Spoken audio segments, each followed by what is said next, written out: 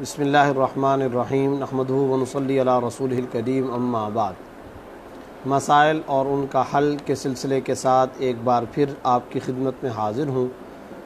آج بھی حسب معمول سوالات کا ایک طویل سلسلہ ہے جو آج دوپہر میں بھی آتے رہے اور کل پروگرام کے دوران جتنے سوالات کے جوابات آج کی نشست کے اندر ممکن ہو سکتے ہیں انشاءاللہ وہ آپ کی خدمت میں پیش کیے جائیں گے۔ دوران پروگرام بھی اگر کمنٹس کے اندر آپ کی طرف سے سوالات آئے تو کوشش یہی ہوتی ہے کہ روز کے سوالات روز کے پروگرام کے اندر ہی جوابات کے ساتھ پیش کر دیے جائیں۔ واصف اقبال صاحب نے یہ پوچھا ہے کہ نماز کے دوران دانتوں میں پھنسی ہوئی کوئی چیز نکال کر کھا لی جائے تو کیا نماز ہو جائے گی یا نہیں؟ تو اس کا جواب یہ ہے، اگر نماز کے دوران دانت کے اندر کوئی چیز موجود ہے اور وہ منہ کے اندر لے گئے کھا لی تو اس سے نماز ہو جانے یا نہ ہو جانے کا دار و مدار اس بات پر ہے کہ اگر وہ چیز چنے کے دانے کے برابر یا اس سے بڑی ہو تو نماز فاسد ہو جائے گی، اور اگر وہ چیز چنے کے دانے سے چھوٹی ہو تو ایسی صورت کے اندر اگر وہ منہ سے نگل لی، منہ کے اندر چلی گئی تو نماز ہو جائے گی۔ لیکن ظاہر ہے کہ دوران نماز اس طرح سے دانت سے کسی چیز کا نکالنا یا دانت سے کسی چیز کا نکلنا یہ غلط ہے۔ اس کا اہتمام اس انداز میں کیا جا سکتا ہے کہ نماز سے پہلے ہی کلی کر لی جائے اور اس بات کا اطمینان کر لیا جائے کہ اب نماز کے دوران میں دانتوں کے اندر کوئی ایسی چیز نہیں ہوگی کہ جس سے کوئی فرق پڑ سکتا ہو یا جس سے نماز کے خشوع و خضوع کے اندر فرق پڑتا ہو۔ بہرحال سوال کا مختصر جواب یہ ہے کہ چنے کے دانے کے برابر یا اس سے بڑی کوئی چیز منہ کے اندر لے جا کر کے کھا لی تو اس سے نماز فاسد ہو جائے گی اور نماز کو دوبارہ پڑھنا ضروری ہوگا، اور اگر اس سے کم تر کوئی چیز ہوگی تو نماز فاسد نہیں ہوگی۔ مشتاق محمد صاحب نے یہ پوچھا ہے کہ وطر کے بعد تراویح پڑھ سکتے ہیں یا نہیں؟ اس کا جواب یہ ہے، یہ صورت ظاہر ہے کہ اس وقت ہوتی ہے کہ بعض اوقات وطر رہ جاتے ہیں، 2-4 رکعتیں 6-8 رکعتیں رہ جاتی ہیں اور پھر امام نماز وطر ادا کرتا ہے 20 رکعت تراویح کے بعد، تو اس کا جواب یہ ہے کہ وطر کے بعد تراویح ادا کر سکتے ہیں۔ اصل اس کے اندر لاجک یہ ہے اور شرعی مسئلے کا قانون یہاں پر یہ ہے کہ وطر کا ٹائم عشاء کے بعد شروع ہو جاتا ہے، اور جب وطر کا ٹائم عشاء کے بعد شروع ہو جاتا ہے تو اصل سنت طریقہ، مسنون، افضل، بہتر طریقہ تو بہرحال یہی ہے کہ عشاء کی نماز کے بعد 2 سنتوں کے بعد 2 نوافل کے بعد وطر ادا کیے جائیں، وطر کے بعد تراویح پڑھے جائیں۔ لیکن اگر کوئی شخص کسی وقت 2-4 رکعت کے رہ جانے کی وجہ سے وطر پہلے پڑھ لیتا ہے اور اس کے بعد تراویح ادا کرتا ہے تو شرعاً اس میں بھی کوئی حرج نہیں ہے، اس طریقے سے بھی وہ تراویح اور وطر ادا کر سکتا ہے۔ ناصر کمال صاحب نے یہ سوال پوچھا ہے کہ روزے کی حالت میں بلغم نگلنے سے روزہ ٹوٹ جاتا ہے یا نہیں؟ تو اس کا جواب یہ ہے کہ دیکھیں، روزے کے دوران قصداً اگر بلغم اندر سے باہر نکال کر تھوک دے گا تو ایک تو تھوک دینے سے ظاہر ہے کہ روزہ فاسد نہیں ہوتا، لیکن اگر بلغم پیٹ سے منہ میں نکال کر منہ کے اندر اس کو روک لیا جائے، مواد کو روک لیا جائے اور مقدار بھی زیادہ ہو اور پھر اس کو قصداً نگل لیا جائے تو ایسی صورت میں منہ میں بلغم کے آ جانے کے بعد اس مواد کو، بلغم کو منہ میں روکنے کے بعد پھر اگر دوبارہ منہ کے اندر لے جائیں گے تو اس سلسلے میں صورت مسئلہ یہ ہے کہ امام ابو یوسف رحمۃ اللہ علیہ کے نزدیک روزہ فاسد ہو جائے گا، اور امام ابو حنیفہ رحمۃ اللہ علیہ کے نزدیک بہرحال روزہ فاسد نہیں ہوگا۔ لیکن یہ جو میں نے حضرات حنفیہ میں سے ہی امام ابو یوسف رحمۃ اللہ علیہ کا قول بھی جیسا کہ فتاوی شامی کے اندر نقل کیا گیا ہے اور امام ابو حنیفہ رحمۃ اللہ علیہ کا قول بھی نقل کر دیا ہے، ان دونوں اقوال کو سامنے رکھتے ہوئے خلاصہ یہ کہ احتیاط کرنا ضروری ہے، ورنہ اپنے روزے کی عبادت کو مشکوک بنانا لازم آئے گا اور روزے کی عبادت مشکوک ہو سکتی ہے۔ اس لیے کوشش یہی کرنی چاہیے کہ بلغم اگر منہ کے اندر آ گیا ہے تو اس کو باہر نکال لیا جائے، اس کو دوبارہ منہ کے اندر نہ لے جایا جائے، حلق سے نیچے نہ اتارا جائے، اور اگر حلق سے نیچے اتار لیا، مقدار بھی زیادہ ہے، تو امام ابو حنیفہ رحمۃ اللہ علیہ کے نزدیک بہرحال روزہ اس کا درست ہو جائے گا۔ ایسے آدمی کے روزے کے ہو جانے کی گنجائش ہے اور بہرحال روزہ کاؤنٹ کر لیا جائے گا، روزہ اس کا شرعاً درست ہو جائے گا۔ واصف اقبال صاحب نے یہ پوچھا ہے کہ روزے کی حالت میں آنسو منہ میں جانے سے روزے پر اثر پڑے گا یا نہیں؟ اس کا جواب یہ کہ اگر روزے دار کے منہ میں آنسو تھوڑے سے یعنی 1-2 قطرے آنکھوں سے نکلے اور وہ 1-2 قطرے منہ کے اندر چلے گئے تو روزہ فاسد نہیں ہوگا، اور اگر زیادہ مقدار جمع ہو جائے آنسوؤں کی اور پھر اس کو قصداً نگل لیا تو ظاہر ہے کہ ایسی صورت میں منہ کے اندر باہر سے ایک طرح سے پانی داخل کیا گیا ہے، منہ کے اندر باہر سے کوئی چیز اندر داخل کی گئی ہے، اور آپ جانتے ہیں کہ کھانے پینے سے روزہ ٹوٹ جایا کرتا ہے، لہٰذا اگر 1-8 قطرہ ہے اس میں تو گنجائش ہے، لیکن اگر زیادہ مقدار ہو تو فتاوی ہندیہ وغیرہ کے اندر اس بات کی صراحت موجود ہے، زیادہ مقدار آنسوؤں کی جمع ہونے کے بعد اگر منہ میں اس کو جمع کرنے کے بعد نگل لیا تو ایسی صورت میں روزہ فاسد ہو جائے گا۔ افشاں انور صاحبہ کوئی خاتون ہے، انہوں نے یہ پوچھا ہے کہ کزنز میں آپس کی شادی کے بارے میں بتا دیں، ڈاکٹرز بہت منع کرتے ہیں، اسلام کے نظریے کے مطابق کیا حکم ہے؟ اس کا جواب یہ ہے کہ اللہ نے جس چیز کو حلال کیا ہو اس کو دنیا کی کوئی طاقت حرام نہیں کر سکتی، اور جس کو اللہ نے حرام کیا ہو اسے دنیا کی کوئی طاقت حلال نہیں کر سکتی۔ اللہ رب العزت نے بالکل وضاحت کے ساتھ جو محرمات کے رشتے ہیں قرآن کریم کے اندر 5ویں سپارے میں اور 5ویں سپارے سے پہلے اللہ رب العزت نے 5ویں سپارے کے بالکل آخر حصے کے اندر تفصیل کے ساتھ اللہ رب العزت نے بیان کر دیا ہے، اور مختلف افراد کی اور محرمات کی لسٹ اور فہرست ذکر کرنے کے بعد آخر میں آگے چل کر کے اللہ نے فرمایا وَأُحِلَّ لَكُم مَّا وَرَاءَ ذَلِكُمْ أَن تَبْتَغُوا، کہ اس کے علاوہ اس لسٹ کے اندر بیان کردہ جو رشتے ہیں ان کے علاوہ جتنے بھی رشتے ہیں وہ اللہ رب العزت نے تمہارے لیے حلال کیے ہیں۔ تو ایک ہے شرعی حکم، قرآن و حدیث کا شرعی فتویٰ، فیصلہ شرعی، وہ یہ ہے کہ کزنز کی آپس کے اندر شادی بالکل جائز ہے، چچا کا بیٹا، اسی طریقے سے پھوپھی کا بیٹا، ماموں کا بیٹا، یا ان کی جگہ پر اگر مؤنث رکھا جائے چچا کی بیٹی یا پھوپھی کی بیٹی یا ماموں کی بیٹی نہیں کہا جا سکتا۔ ہاں یہ ایک بات الگ ہے کہ اگر کسی کے مخصوص حالات یا جسمانی حالات ہوں اور اس کی بنیاد پر طبی طور پر ڈاکٹرز کی طرف سے مشورہ دے دیا جائے کہ احتیاط کرنا چاہیے اور اس مشورے پر اگر کوئی عمل کر لیتا ہے تو شرعاً اس میں بھی کوئی حرج کی بات نہیں ہے۔ نقطہ یہ سمجھنا چاہیے کہ شریعت نے کوئی زور زبردستی نہیں کی ہے کہ کزنز آپس میں شادی کریں، یہ ظاہر ہے کہ شریعت نے کوئی لازم نہیں کیا ہے، بات صرف اور صرف یہ کہ کزنز کی آپس میں شادی کو شرعاً ناجائز اور حرام نہیں قرار دیا جا سکتا۔ شارع علیہ الصلوۃ والسلام سرکار دو عالم صلی اللہ علیہ وسلم اور اللہ کے بعد کوئی حرام کرنے والی اتھارٹی موجود نہیں ہے، کوئی ایسی طاقت اور قوت موجود نہیں ہے جو کسی حلال رشتے کو حرام قرار دے، لہٰذا وہ رشتہ تو حرام نہیں ہوگا، اس کے حلال ہونے میں تو کوئی شبہ نہیں۔ ہاں اگر کوئی احتیاط کرتا ہے، طبی اعتبار سے اس کو جسمانی اعتبار سے خطرہ کا سامنا کرنا پڑ سکتا ہے اور اسے اندیشہ ہے کہ شاید میرے حالات اس طرح کے ہیں، تو اگر ایسی صورت میں وہ احتیاط اور احتراز کرے تو شرعاً یہ بھی کوئی، اس کے اندر بھی کوئی حرج نہیں، شرعاً یہ بھی ممنوع نہیں ہے۔ کوئی اگر احتیاط کرتا ہے ڈاکٹروں کی ہدایت کے مطابق اگر رک جاتا ہے تو ٹھیک ہے، وہ رک سکتا ہے، اس کے اندر کوئی نقصان کوئی حرج کی بات نہیں ہے اگر وہ رکنا چاہتا ہے، لیکن جہاں تک اس رشتے کا تعلق ہے رشتہ بہرحال حلال ہے، اس کو کوئی حرام نہیں قرار دے سکتا۔ ربعہ پراچا صاحبہ شاید کو خاتون ہے، انہوں نے یہ سوال پوچھا ہے کہ اگر تراویح نہ پڑھے اور اس کے بعد پاکی کا غسل کر لے تو بغیر تراویح پڑھے روزہ ہو جائے گا یا نہیں؟ اصل بات یہ ہے کہ اس کے اندر دو باتیں آ گئیں۔ ایک تو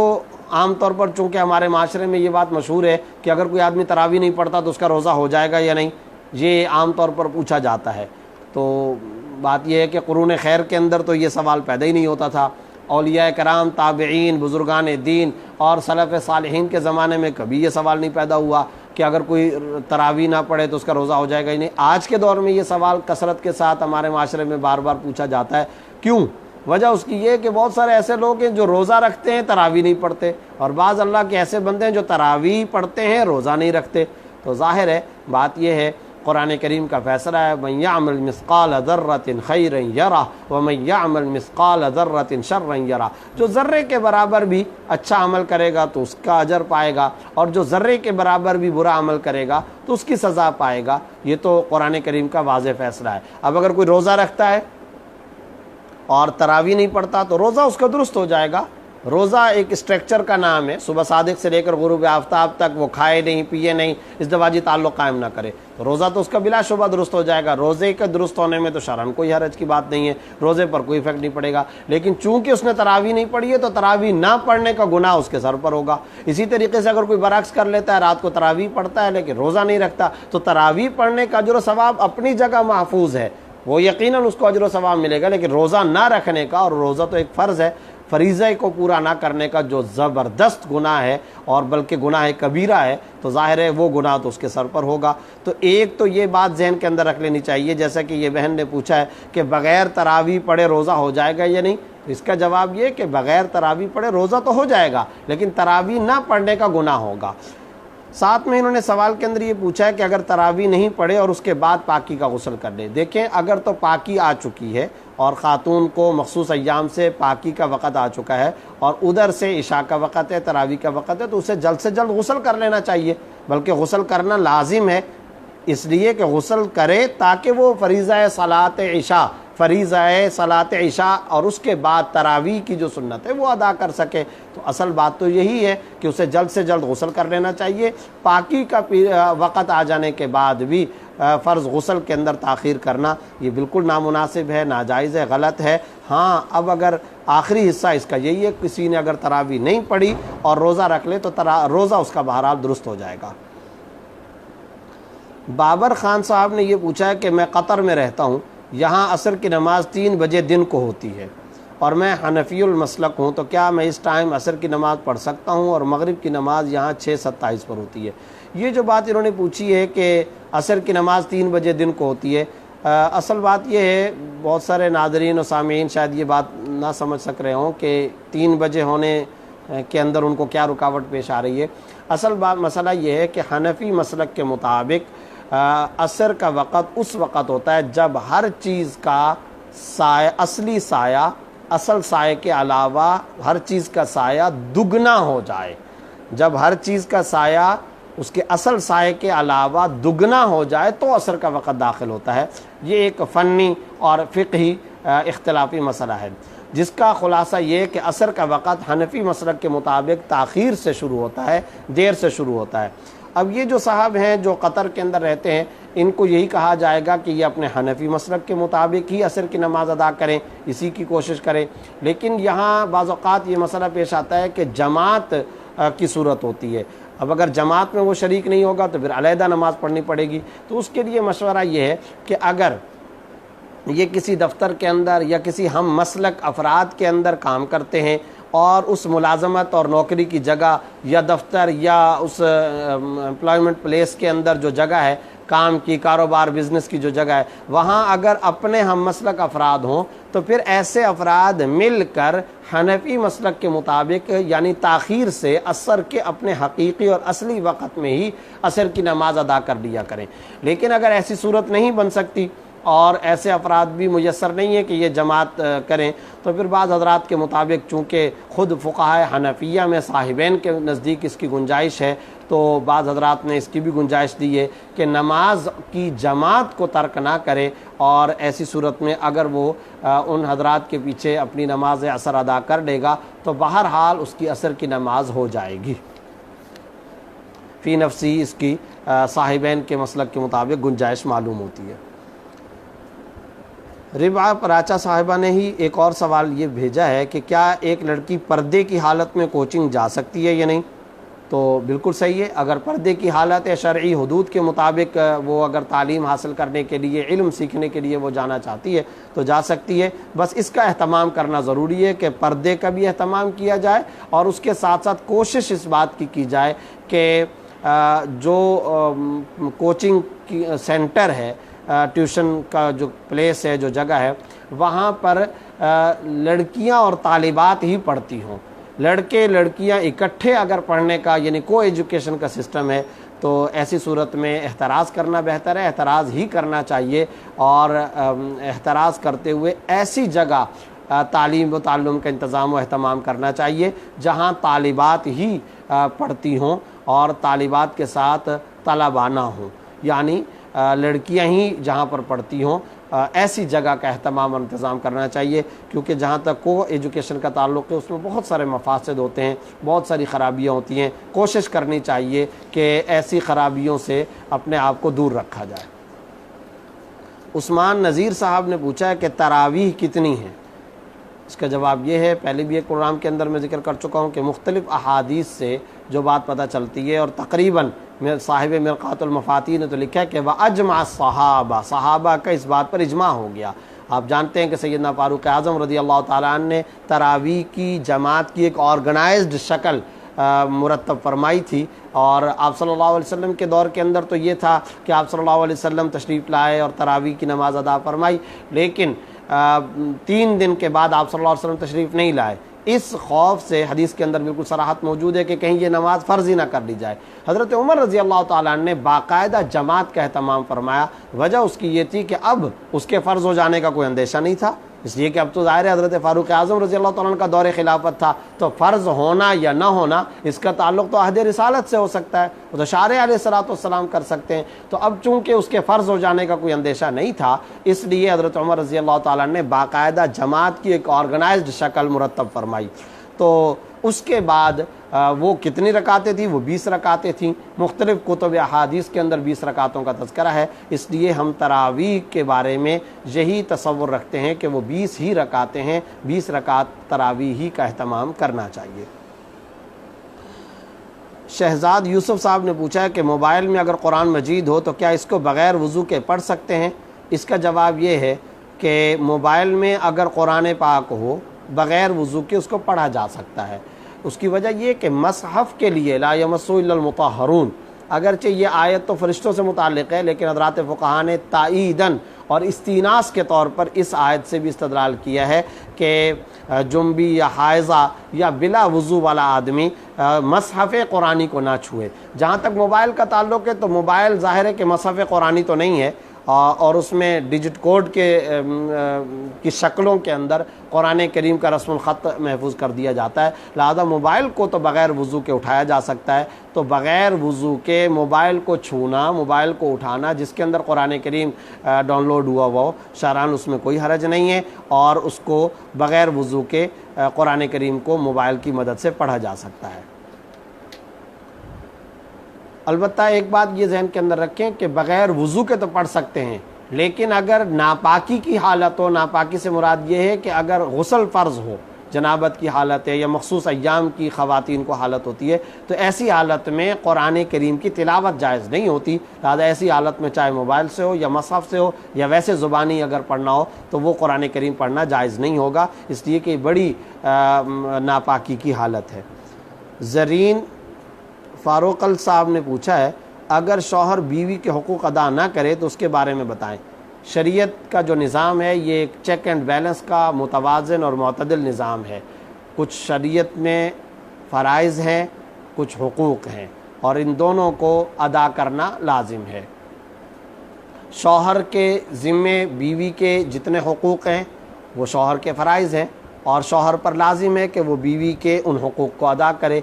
بیوی کے ذمے شوہر کے جتنے حقوق ہیں وہ بیوی کے ذمے فرائض ہیں، تو بیوی پر لازم ہے کہ وہ شوہر کے حقوق ادا کرے۔ تو یہ بات کہ اگر بیوی حقوق ادا نہیں کرتی ہے ظاہر ہے کہ وہ ناجائز کام کر رہی ہے، شوہر اگر حقوق ادا نہیں کرتا تو یہ بھی ناجائز ہے۔ شوہر کے ذمہ شرعاً واجب ہے، لازم ہے کہ وہ بیوی کے تمام حقوق ادا کرے۔ نان و نفقے کا حق ہے، لباس کا حق ہے، کھانے پینے کا حق ہے، سکنا رہائش کا حق ہے، تو ظاہر ہے کہ یہ شوہر کے ذمہ واجب ہے،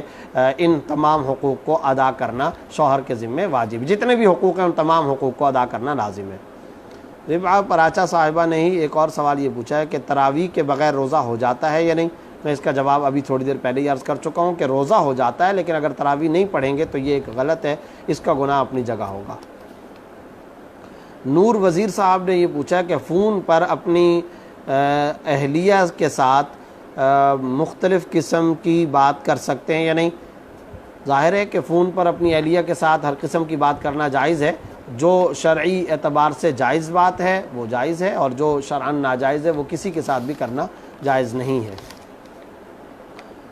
حافظ شبیر صاحب نے پوچھا ہے کہ میں سعودی عرب سے ہوں، میں مسجد میں امام ہوں اور مسلک حنفی سے ہوں، لیکن مجھے صرف 8 تراویح اور 1 یا 2 وتر پڑھانے کا حکم ہے، میرے لیے شرعی طور پر کیا حکم ہے؟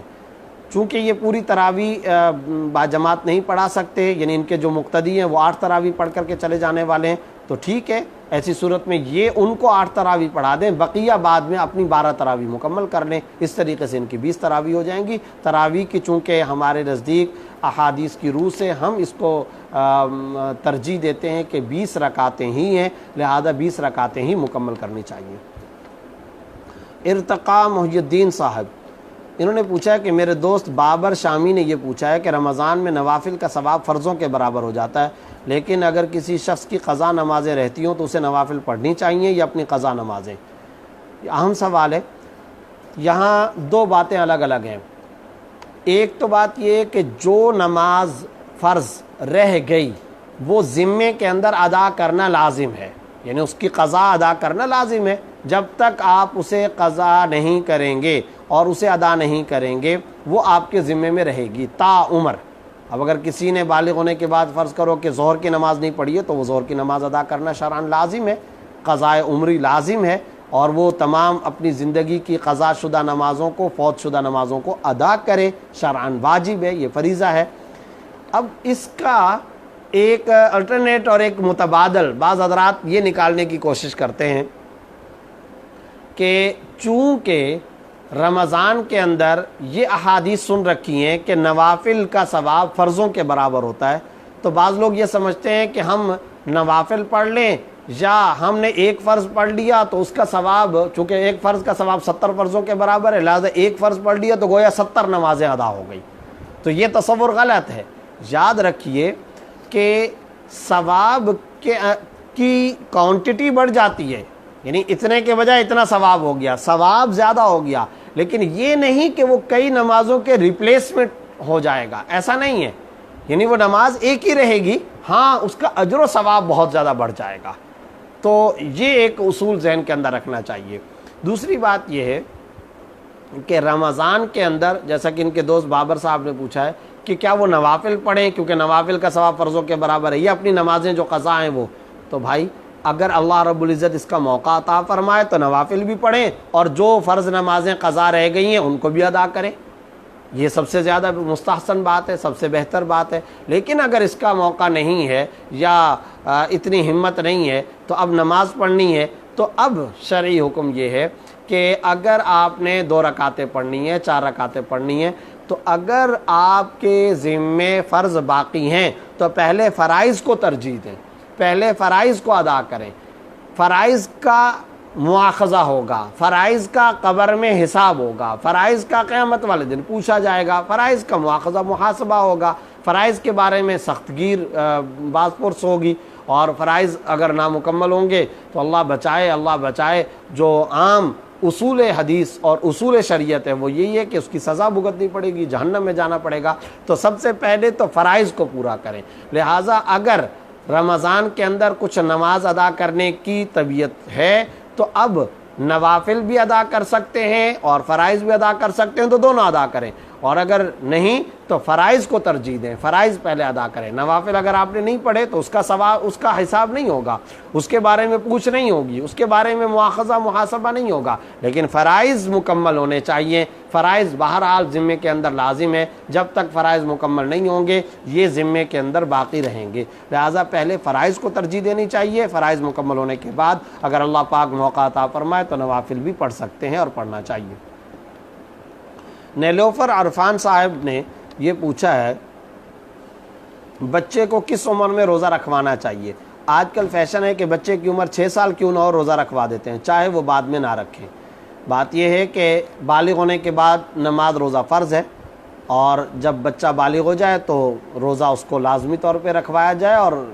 تنبیہ کی جائے، سخت ہدایت کی جائے، اس وقت تو روزہ فرض ہو چکا ہے اور روزہ رکھوایا جائے۔ لیکن اگر صورتحال یہ ہے کہ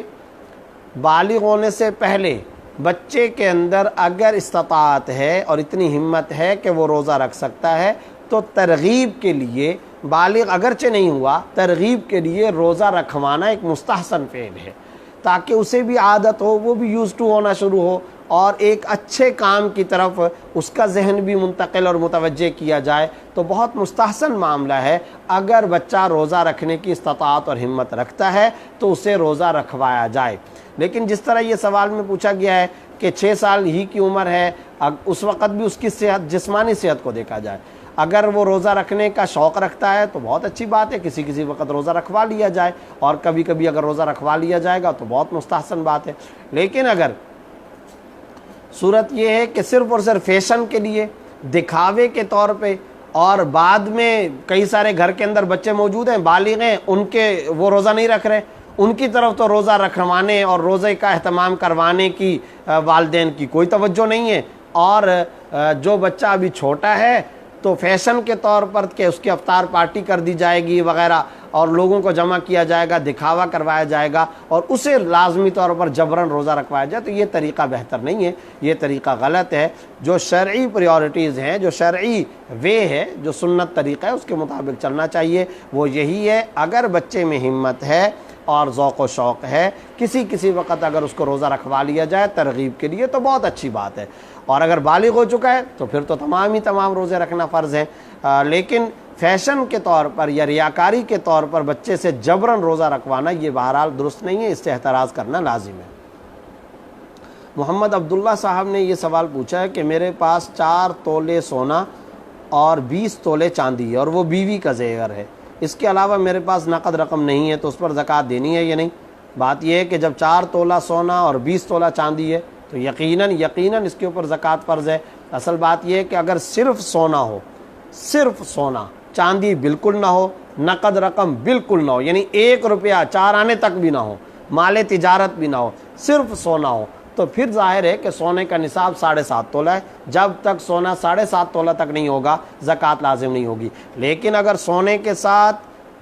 تھوڑی سی بھی چاندی ہو یا سونے کے ساتھ تھوڑی سی بھی نقد رقم یا مال تجارت ہو تو پھر اس کا نصاب 7.5 تولہ والا نہیں ہے، پھر وہ نصاب منتقل ہو جائے گا 52.5 تولہ چاندی کی طرف۔ 52.5 تولہ چاندی کے بقدر اگر وہ سونا چاندی ملا کر کے بنتا ہو تو اس پر زکوٰۃ فرض ہے۔ اور یہاں تو عبداللہ صاحب نے جو مقدار بتائی ہے 4 تولہ سونا اور 20 تولے چاندی، اگر 1 تولہ سونا بھی ہو اور ذرا سی بھی چاندی ہو تو ان دونوں کو ملا کر کے اس کی قیمت 52.5 تولہ چاندی تک آج کل پہنچ جایا کرتی ہے، کیونکہ 35,557 روپے نصاب مقرر کیا گیا ہے۔ تو ایسی صورت میں ظاہر ہے کہ اس کے اوپر زکوٰۃ بلا شبہ لازم ہے، اس لیے عبداللہ صاحب کے پاس جو زیور موجود ہے اس کی زکوٰۃ ادا کرنا ان پر شرعاً واجب اور لازم ہے۔ البتہ سوال کے اندر انہوں نے ایک بات یہ بھی لکھی ہے کہ یہ بیوی کا زیور ہے، تو اگر یہ بیوی کی ملکیت ہے، بیوی کی آنرشپ ہے، تو پھر اس کی زکوٰۃ بیوی کو ہی ادا کرنا لازم ہے، بیوی پر لازم ہے کہ وہ زکوٰۃ ادا کرے۔ اصولی طور پر اولاً تو بیوی پر لازم ہے کہ وہ زکوٰۃ ادا کرے، لیکن اگر بیوی کی زکوٰۃ کی ادائیگی کے اندر شوہر مدد کرتا ہے، یعنی جیسے دیگر کاموں میں بھی شوہر مدد کرتا رہتا ہے، اس کے بہت سارے کام شوہر اپنے پیسے خرچ کر کے کرتا رہتا ہے، تو اگر زکوٰۃ کی ادائیگی میں بھی شوہر اپنی طرف سے پیسے دے دے گا تو شرعاً اس طرح بھی زکوٰۃ ادا ہو جائے گی، اور بیوی کے ذمے جو زکوٰۃ لازم ہے وہ بہرحال ادا ہو جائے گی۔ عارف حسین صاحب نے یہ سوال پوچھا تھا کہ حیض کی مخصوص ایام اور پیریڈ کی حالت کے اندر قرآن پاک پڑھنا جائز ہے یا نہیں؟ تو ابھی کچھ ہی دیر پہلے میں نے یہ بات عرض کر دی ہے کہ پیریڈ کے ایام کے اندر، مخصوص ایام کے اندر قرآن کریم کی تلاوت کرنا جائز نہیں ہے، اس سے احتراز کرنا لازم ہے۔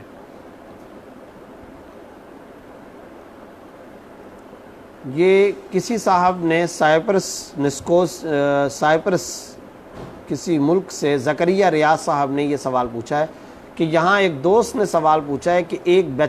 بچہ پیدا ہو رہا ہے مگر والدین نے آپس میں نکاح نہیں کیا اور وہ والدین مسلمان ہیں، تو کیا اب اس کا نام مسلمانوں کے نام پر ہوگا، اور کیا اس کا عقیقہ، ختنہ اور اس کے کان میں اذان سب مسلمانوں کے طریقے پر ہوگی یا اور کوئی صورت ہوگی؟ سب سے پہلی بات تو یہ ہے کہ اس کے اندر افسوسناک بات یہ ہے کہ والدین مسلمان ہونے کے باوجود بغیر نکاح کے رہ رہے ہیں، تو حقیقت میں تو وہ اس بچے کے والدین ہیں ہی نہیں ہیں۔ نسب ثابت ہوتا ہے نکاح سے، بغیر نکاح کے نسب ثابت نہیں ہوتا، تو نعوذ باللہ ثم نعوذ باللہ بڑا کار حرام کر رکھا ہے کہ آپس میں اکٹھے ہیں، ازدواجی تعلق بھی قائم کیا اور بچہ بھی پیدا ہو رہا ہے لیکن نکاح نہیں کر رکھا، تو سب سے پہلے تو زکریا ریاض صاحب سے یہ گزارش ہے کہ وہ اپنے دوست سے یہ بات کہیں کہ جن کے بارے میں وہ یہ مسئلہ پوچھ رہے ہیں، سب سے پہلے شرعاً یہ لازم اور واجب ہے کہ انہیں نکاح پر آمادہ کیا جائے۔ اب تک کی جو زندگی حرام گزر گئی سو گزر گئی، مرنا بھی ہے، اللہ کو جواب دینا ہے، ناجائز اور حرام زندگی وہ گزار رہے ہیں اور کار حرام کے مرتکب ہیں، تو پہلی فرصت میں ان سے کہا جائے کہ نکاح کر لیا جائے۔ اور حیرت ہوتی ہے کہ نکاح کیوں نہیں کیا گیا، نکاح کیوں نہیں کر رہے، بڑی حیرت کی بات ہے۔ نکاح اللہ رب العزت نے انتہائی آسان ترین سنت بنائی ہے۔ شوہر بولے بیوی کو میں نے قبول کیا، بیوی بولے میں نے قبول کیا، مہر کا تذکرہ کر دیا جائے، مہر ذکر کیا جائے، دو گواہ سن رہے ہو، نکاح ہو گیا۔ پتہ نہیں خدا جانے لوگوں نے اس کے بارے میں کیا کیا تصورات قائم کر کے رکھے ہوئے، ٹینٹ لگایا جائے گا، مولوی صاحب کو خطبے کے لیے بلایا جائے گا، سینکڑوں لوگوں کو جمع کیا جائے گا، ایک فنکشن ہوگا، ایک تقریب ہوگی۔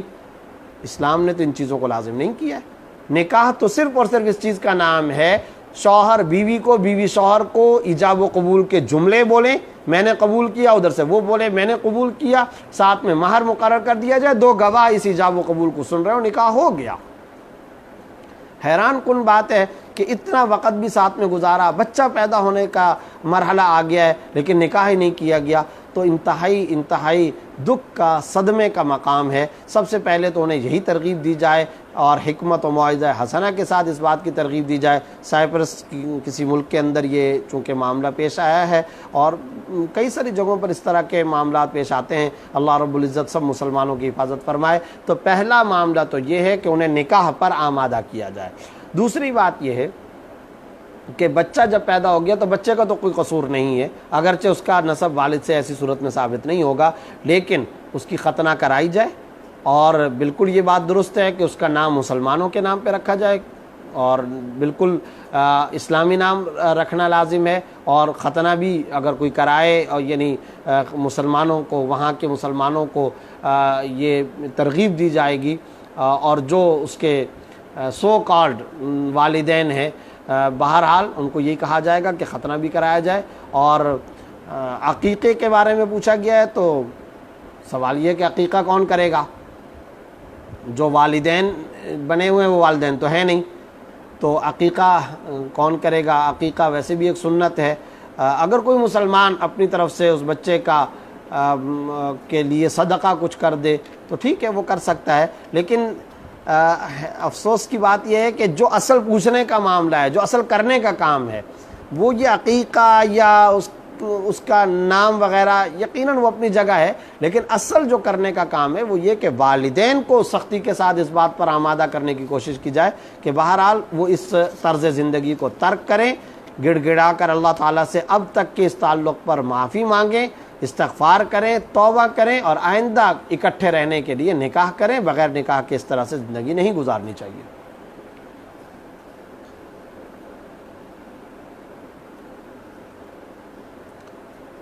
سدرا خان نے یہ پوچھا ہے کہ کیا روزے کی حالت میں ویڈیو دیکھ سکتے ہیں یا نہیں؟ اس کا جواب یہ ہے کہ روزے کی حالت میں قرآن کریم کی تلاوت کرنی چاہیے، روزے کی حالت میں ذکر کرنا چاہیے، استغفار کا اہتمام کرنا چاہیے، روزے کی حالت کے اندر عبادات کا اہتمام کرنا چاہیے۔ ویڈیوز وغیرہ کی طرف دیکھنا، متوجہ ہونا، یہ بالکل غلط ہے، اس سے احتراز کرنا لازم ہے۔ ہاں، اگر کوئی اسلامی ویڈیو ہو، اسلامی ویڈیو سے مراد یہ ہے کہ اگر مثلا حرمین شریفین کا کوئی منظر ہے، قرآن کریم کی تلاوت کا کوئی منظر ہے، یا کسی اسلامی اور مستند عالم دین کا کوئی بیان اور کوئی تقریر ہے، تو ظاہر ہے کہ اس کو سن سکتے ہیں۔ حج کے لیے رقم جمع کی اور نام نہ نکلے تو کیا ان پیسوں پر زکوٰۃ ہوگی یا نہیں؟ غلام مرتضیٰ صاحب نے پوچھا ہے۔ جی ہاں، جب سال مکمل ہو جائے گا، یعنی فرض کریں کہ پچھلے سال یکم رمضان کو آپ نے زکوٰۃ دی ہے، اس یکم رمضان کو حج کے لیے بھی جو رقم آپ نے جمع کی ہے وہ اگرچہ اگر آپ نے حج کے لیے ادا نہیں کر دی ہے، جیسا کہ بتایا نام نہیں آیا، تو ان پیسوں پر بھی زکوٰۃ آئے گی، اس لیے کہ وہ پیسے آپ کی ملکیت میں ہیں، اور جب وہ پیسے شرعاً آپ ہی کی آنرشپ اور ملکیت کے اندر ہیں تو اس پر زکوٰۃ لازم ہوگی۔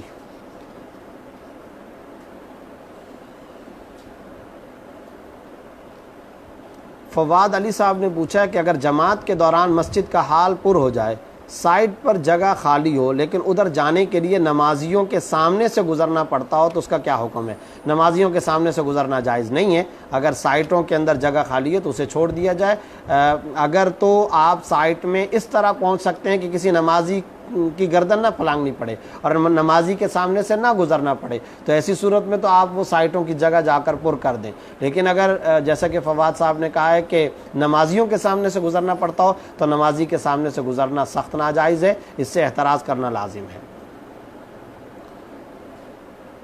فریال وحید صاحب نے یہ پوچھا، صاحبہ نے یہ پوچھا کہ رمضان کے 3 عشروں کا حدیث سے ثبوت ہے یا نہیں؟ کیا مطلب اس کا؟ اگر تو یہ مطلب ہے کہ رمضان کے 3 عشرے تو 3 عشرے تو ہیں، اور رمضان کے 3 عشروں کا حدیث سے کیا قرآن کریم سے ثبوت ہے؟ یعنی رمضان جب تک رمضان ہے تو اس کے وہ رمضان کا ہی مہینہ کہلایا جائے گا. ہاں شاید یہ سوال انہوں نے پوچھنا ہو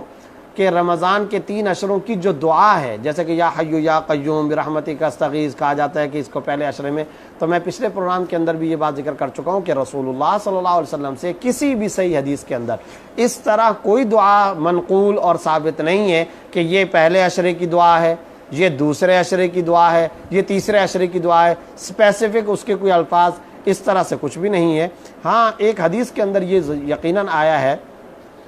کہ رمضان کے بارے میں اولہ رحمہ و اوسطہ مغفرہ و آخر عتق من النار. اگرچہ یہ صحیح ابن خزیمہ وغیرہ کے اندر روایت آئی ہے مگر اس کے اندر علی بن زید ایک راوی ہے، وہ ضعیف راوی ہے، اس لیے اس حدیث کے بارے میں بھی حضرات محدثین اور شراح نے ضعیف ہونے کا حکم لگایا ہے. من گھڑت نہیں ہے، موضوع نہیں ہے، ضعیف ہے. سند کے اعتبار سے یہ ضعیف روایت ہے، لیکن فضائل کے اندر ہے تو چونکہ فضائل کے اعتبار سے یہ روایت چل سکتی ہے. لیکن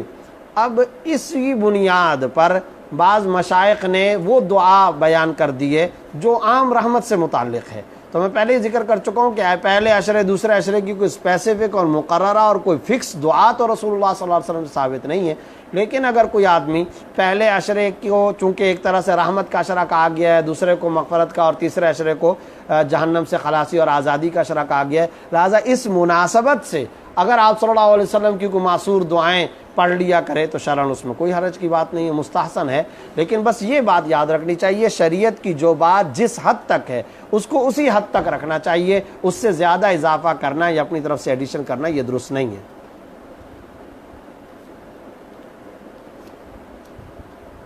ارشد محمود صاحب نے پوچھا کہ تراویح سنت ہے یا واجب ہے؟ دیکھیں تراویح سنت مؤکدہ ہے، تراویح فرض یا واجب نہیں ہے، تراویح سنت ہے. لیکن ظاہر ہے یہ بات یاد رکھیں کہ کچھ سنتیں ہوتی ہیں جو سنت بدرجۂ واجب ہوتی ہے، یعنی سنت ہے وہ سنت ہی ہے. یہی وجہ ہے کہ اگر کسی کی تراویح رہ جائے، یعنی اگر کوئی آدمی پوری رات تراویح نہیں پڑھ سکا تو اب تراویح کی قضا نہیں ہوگی، اس لیے کہ تراویح سنت ہے اور سنت کی قضا نہیں ہوتی، تو تراویح سنت ہے. لیکن سنت ہونے کا یہ مطلب نہیں ہے کہ اگر تراویح نہیں پڑھی تو کوئی حرج کی بات نہیں ہے. تراویح کا اگر کوئی تارک ہوگا، تراویح اگر کوئی چھوڑ دے گا، تراویح نہیں پڑھے گا تو بہرحال وہ گناہ گار ہوگا. تو چونکہ گناہ ہے اس معنی کر اس کو بدرجۂ واجب کہا جا سکتا ہے، اصل درجے کے اعتبار سے تراویح سنت مؤکدہ ہے. محمد عمران صاحب نے پوچھا ہے کہ موبائل میں موجود قرآن کو بغیر وضو کے پڑھنا جائز ہے یا نہیں؟ میں ابھی بتا چکا ہوں کہ موبائل میں جو قرآن کریم موجود ہے اس کو بغیر وضو کے پڑھنا جائز ہے.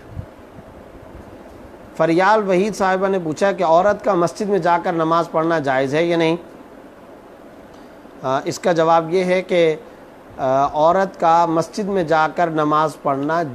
اگر جا کر نماز پڑھے گی تو نماز تو درست ہو جائے گی. لیکن ایک بات ذہن کے اندر رکھنی چاہیے کہ کئی احادیث ہیں جس میں آپ صلی اللہ علیہ وسلم نے خواتین کو اپنے گھر کے اندر نماز ادا کرنے کی ترغیب اور ہدایت عطا فرمائی ہے. چنانچہ ایک روایت کے اندر تو یہاں تک بھی الفاظ آئے صلاۃ المرأۃ فی بیتہا افضل من الصلاۃ فی مسجدی ھذا او کما جاء فی الحدیث. عورت کا اپنے گھر کے اندر نماز ادا کرنا میری اس مسجد یعنی مسجد نبوی میں بھی نماز ادا کرنے سے زیادہ افضل ہے. تو دیکھیں آپ صلی اللہ علیہ وسلم نے خواتین کو گھروں کے اندر نماز ادا کرنے کی ہی ترغیب دی ہے. ایک روایت میں یہ بھی آیا ہے کہ اگر خاتون گھر کے صحن کے اندر نماز ادا کرتی ہے اس کے مقابلے میں یہ زیادہ افضل ہے کہ وہ گھر کے کمرے میں نماز ادا کرے. اور اگر کوئی خاتون گھر کے کمرے میں نماز ادا کرتی ہے اس کے مقابلے میں یہ زیادہ افضل ہے کہ خاتون گھر کے کمرے کے کسی کونے کے اندر نماز ادا کرے. تو ہر وہ مقام جہاں زیادہ سطر، جہاں زیادہ پردے کا، خفیہ ہونے کا اہتمام کیا جا سکے، خاتون کو وہاں پر نماز ادا کرنی چاہیے. مسجد میں جا کر کے نماز ادا کرنے کے بارے میں اگر کوئی خاتون جائے گی اور مسجد کے اندر خواتین کے لیے جیسے کہ بعض جگہوں پر مخصوص جگہ ہوتی ہے وہاں وہ نماز ادا کرے گی تو نماز ادا ہو جائے گی. لیکن جیسا کہ میں نے یہ بات عرض کی ہے کہ خواتین کو اس بات کی غیر معمولی ترغیب دی گئی ہے کہ وہ گھروں میں نماز ادا کریں، تو اس لیے بہتر یہی ہے کہ خواتین گھروں ہی کے اندر نماز ادا کریں. ہاں ایک اور بات ہوتی ہے کہ تعلیم حاصل کرنے کے لیے،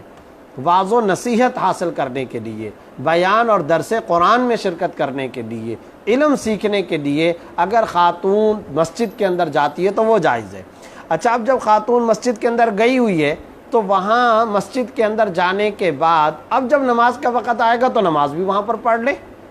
اصلاً نماز کے لیے نہ جائے، اصلاً تو وہ واعظ و نصیحت کے لیے گئی ہوئی ہے، آلریڈی وہاں پر موجود ہے، اس دوران میں نماز کا ٹائم آ گیا تو نماز بھی پڑھ لے. اور جیسے کہ میں نے ابھی بتایا کہ حدیث میں آیا کہ گھر کے اندر پڑھنا چاہیے مسجد کے بجائے، مسجد نبوی کا بھی میں نے تذکرہ کیا. تو مسجد نبوی کے اندر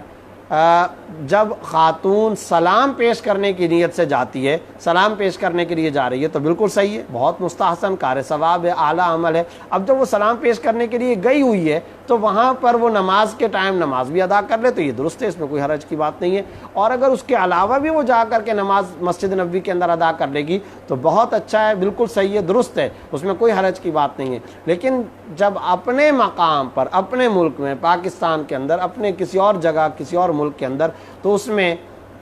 حضرات فقہائے کرام نے اس بات کی صراحت کی ہے. بلکہ فقہ حنفی کے اندر تو عورتوں کا مسجد کی جماعت میں جا کر شرکت کرنا مکروہ تحریمی ہے.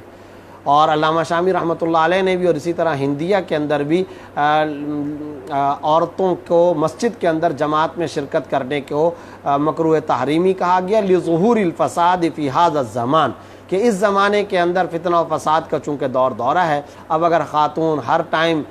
5 ٹائم نماز کے لیے مسجد میں جا رہی ہے اور آ رہی ہے اور کئی ساری خواتین اس طریقے سے آنا جانا شروع کر دیں تو ظاہر ہے کہ اس کے اندر بہت سارے معاملات اور مفاسد کا خطرہ ہوتا ہے. اس لیے بہتر یہی ہے کہ عورت اپنے گھر کے اندر ہی نماز ادا کرے.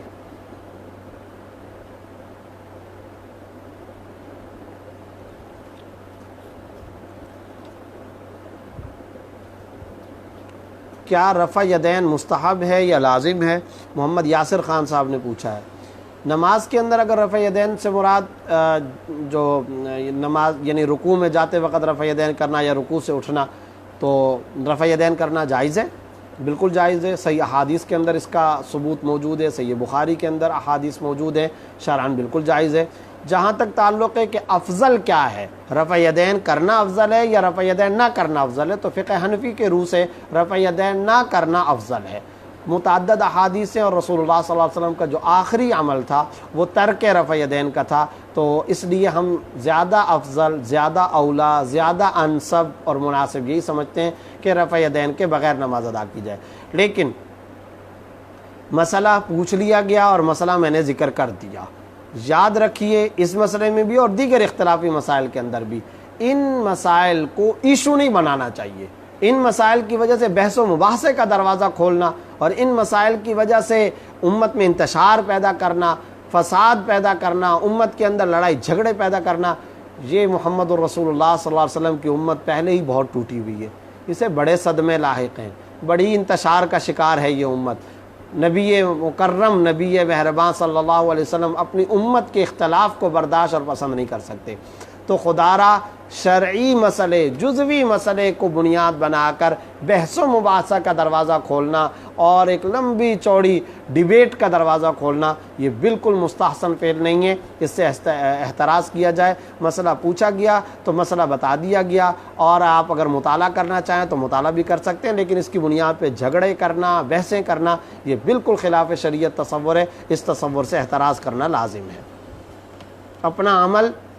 سنت کے مطابق رکھیں، آگے والا کوئی پوچھے اسے بتا دیں، ورنہ اپنا عمل سنت کے مطابق رکھیں اور بس. فضائل تبلیغ کی چیز ہوتے ہیں، مسائل تبلیغ کی چیز نہیں ہوتے۔ مسائل معلوم کرنا ہوتا ہے اور مسائل معلوم کر کے خود عمل کرنا ہوتا ہے، کوئی پوچھے تو اس کے مطابق بتا دیا جائے۔ لیکن مسائل کی بنیاد پر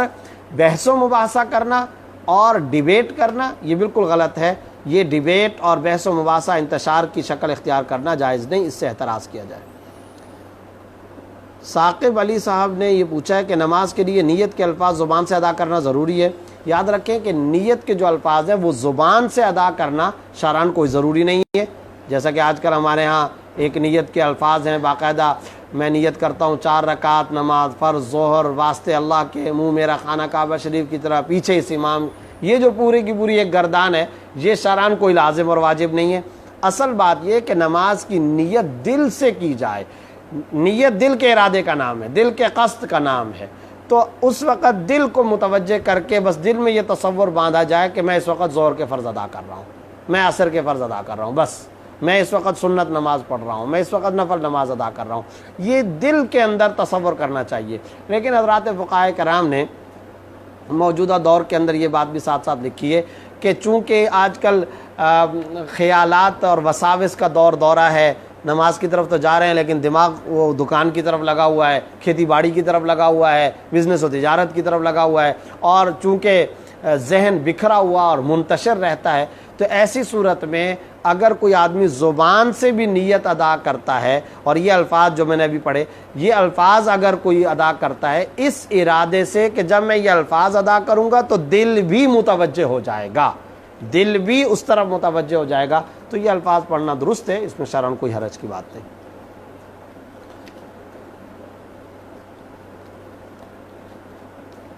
فہد خان صاحب نے یہ مسئلہ پوچھا ہے کہ کیا جھوٹ بولنے سے روزہ ٹوٹ جاتا ہے؟ روزہ اپنے اسٹرکچر کے اعتبار سے، ڈھانچے کے اعتبار سے تو نہیں ٹوٹتا، البتہ جو روزے کا اجر و ثواب ہے وہ بہت زیادہ متاثر ہوتا ہے۔ غیبت، چغلی، حسد کے جملے، جھوٹ، کینہ، عداوت، ان جملوں سے، ان چیزوں سے احتراز کرنا چاہیے۔ یہ باطنی وہ امراض ہیں جو انسان کے عمل کو اور اس کے اجر و ثواب کو غارت کر دیا کرتے ہیں، ان سے احتراز کرنا لازم ہے۔ اللہ رب العزت ہم سب کو عمل کرنے کی توفیق عطا فرمائے۔